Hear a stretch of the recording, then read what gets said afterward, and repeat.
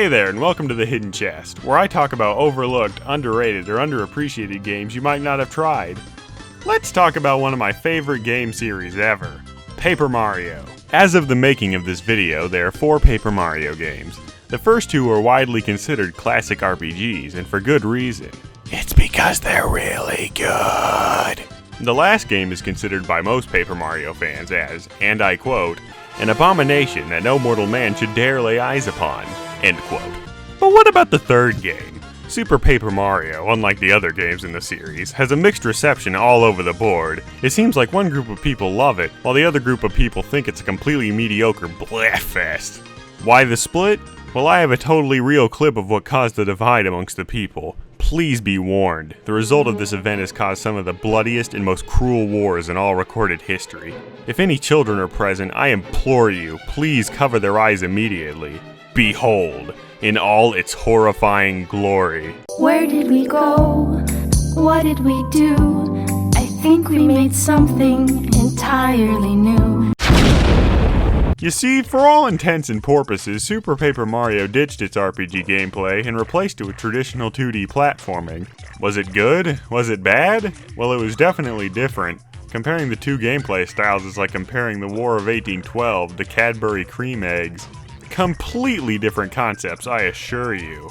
Or are they? Yet in my opinion, even though the gameplay is incredibly fun and solid, I still feel like the original RPG formula fits the series perfectly and is better overall. But really though, forget everything I just babbled on about for the past indeterminate length of time. Because here are 7 reasons why Super Paper Mario is amazing and you are objectively wrong if you disagree with me.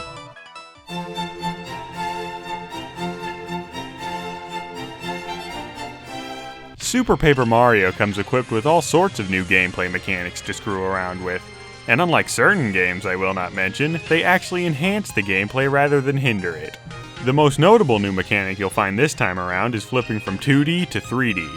You'll constantly be using this ability throughout the game to gain a new perspective on the terrain around you and solve devilishly clever puzzles scattered all over this game's many unique worlds. Other than that, character swapping was also introduced, which allows you to switch gameplay styles on the fly between Mario and his 3D flipping, Peach and her multifunctional parasol, Bowser with his brute strength and fire breath, and for the first time in the series, finally, Luigi! And he jumps really good. Like, really good. Like, suspiciously good. Like, as in he takes performance-enhancing drugs good. I'm not implying anything. And finally, there are pixels, which have the same function as partners from previous games, and give you all sorts of useful abilities, like bombs, shrinking powers, and a spiky shield. The best kind of shield. You know, to have on you when stuff happens. Basically, there's a lot to toy around with, like this game does with my emotions. Segway!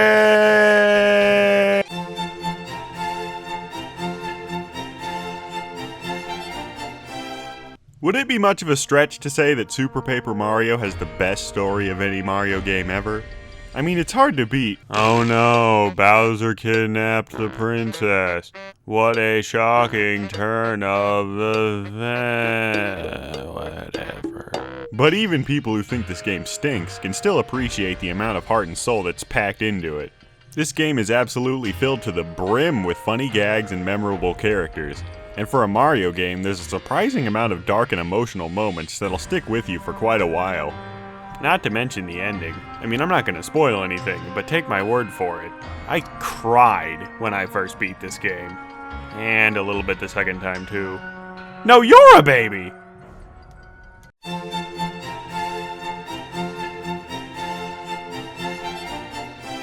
Okay, I know I briefly mentioned this in the last part, but this game is friggin' hilarious. Mario RPGs have always had a penchant for being really funny, but even by those standards, Super Paper Mario is comedic gold. I mean, in what other games can you raid a nerdy chameleon's inexplicably giant castle and fight off his army of robotic cat maids? I adore this over-the-top quirky sense of humor, and I know it seems weird since I was just talking about how dark this game can be, but the 2 tones are meshed together seamlessly here. After all, for there to be darkness, there must be light. Was that good? I just made it up and I don't know if it sounds pretentious or...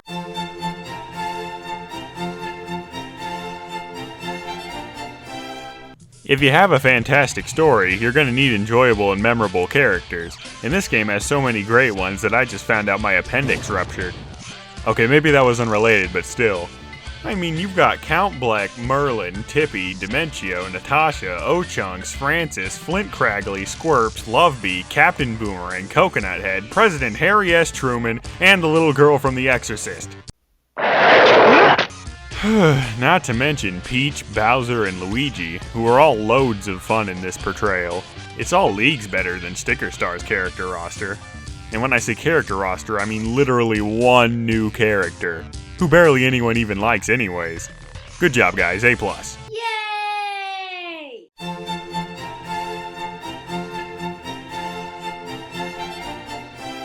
What's the fun of an adventure if the worlds you explore are boring? Luckily, Super Paper Mario has you covered in that department. I mean, would you rather go through forest level 7893, or would you rather trek through a treacherous swamp, and upon reaching the end, you see an old decrepit mansion off in the distance? You go inside and find that it's filled with tricks, traps, and giant man-eating guard dogs. Further into the mansion, you get forced into debt bondage and must use your wits to cheat a corrupt system designed to keep you trapped forever. Then finally, you reach the basement, where you're chased by a giant deranged mutant spider-esque monster through a cramped maze, which leads to an impromptu game show and fight to the death in the women's bathroom. It's brilliant, brilliant, brilliant, I tell you! Genius, I say!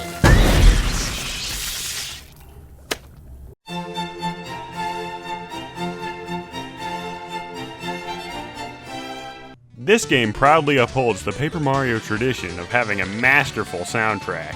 I mean, if Beethoven himself was brought through time to listen to this stuff, he'd be like, "What's going on? Why am I in the future?" Also, I can't hear the music because I'm deaf. I apologize. Oh, and it would all be in German, of course, but I digress. Whether you're trekking through a crystalline cave filled with killer plants,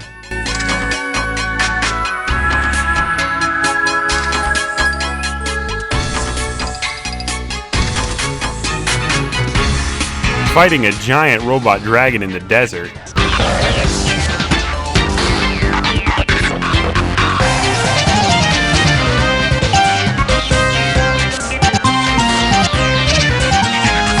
or remembering a tragic tale that has long since passed.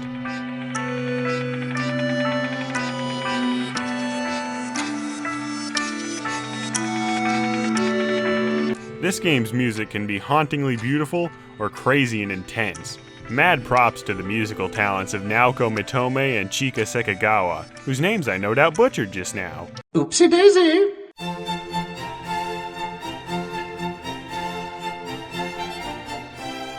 This game is jam-packed with optional stuff to do and collectibles to find. Probably more than any other game in the series as of yet. There are 2 pits of 100 trials, tons of ingredients to find in order to make 96 unique recipes, 48 maps with secret treasure, a terrifying gauntlet of 100 samurai you can face, 4 unique mini-games, and 256 catch cards to collect. Jesus, that's a lot of stuff. And I didn't even mention everything.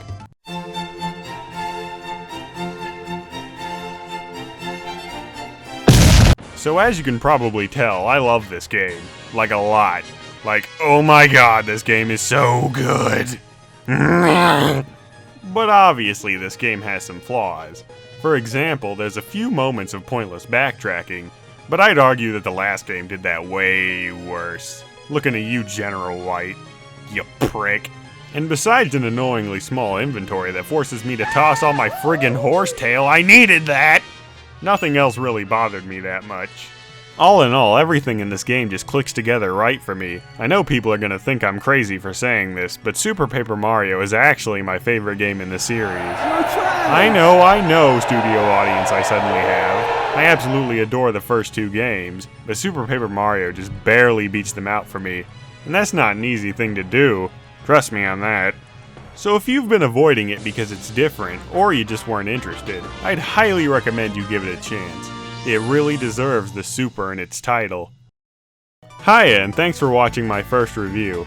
Be sure to like the video if you enjoyed it, and a special thanks to Naka Talili for supplying me with a ton of footage.